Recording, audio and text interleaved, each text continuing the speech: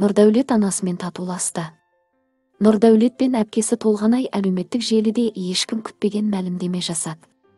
Толғанай Инстаграм парақшасында барлығы жақсы болғай деп жазып, Нұрдәулетпен ауылға жол тартты. Нұрдәулетпен бірге ауылдағы әжесінің үйіне аттанды. Жаңа жылда әжесінің үйінде қарсы алады деп ойлады. Бірақ Нұрдәулет туысы екеуі интригаға толы суреттерді жүктей бастады. Нұрдәулет әжесімен емес, басқа елмен және отбасымен түскен суреттерін жүктеген. Пакашта осы жылы фото тұра тұрсын.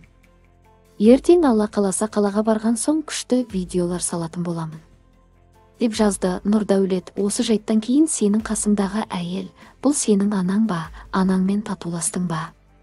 Біз қуаныштымыз, деп жарыса жазды желі қолданушылары. Бірақ Нұрдәулет суреттер әлі сала алмай жатырмын, сет ұстамай жатыр деді.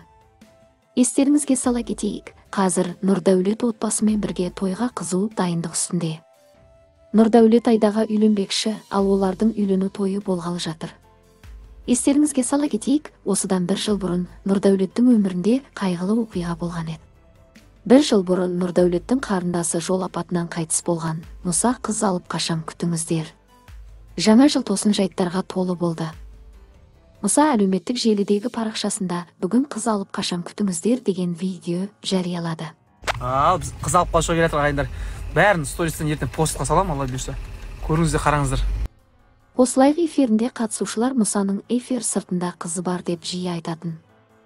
Бірақ Мұса қазір қыздармен ара қатынаста емес. Өкінішке қарай Мұса әлі де сүйіктісін таба алмады. Мұса ашуға булығып, жасың 30-ға келді, нәрмәліне жүрсей ырың-жырың демей-ақ қойыңыздар. Көңілді осыйтып жүрем өзім. Мүмкін сіздің көзқарасыңызбен қуып есалаңдық шығар. Ойлай беріңіздер. Соны айта салайын дегенім ғой, деді Мұса мөлдір туған күнін дүркіретіп атап өтті. Алматыға қайта оралған мөлдір қызымыз туған күнін достары панда қызбен атап өтті. 23 жасқа толған мөлдір қызымыз жақында Мұсамен ара қатынасын тоқтатқан болатын. Бірақ Димаштың әлі де мөлдірге деген сезімі өшпеген.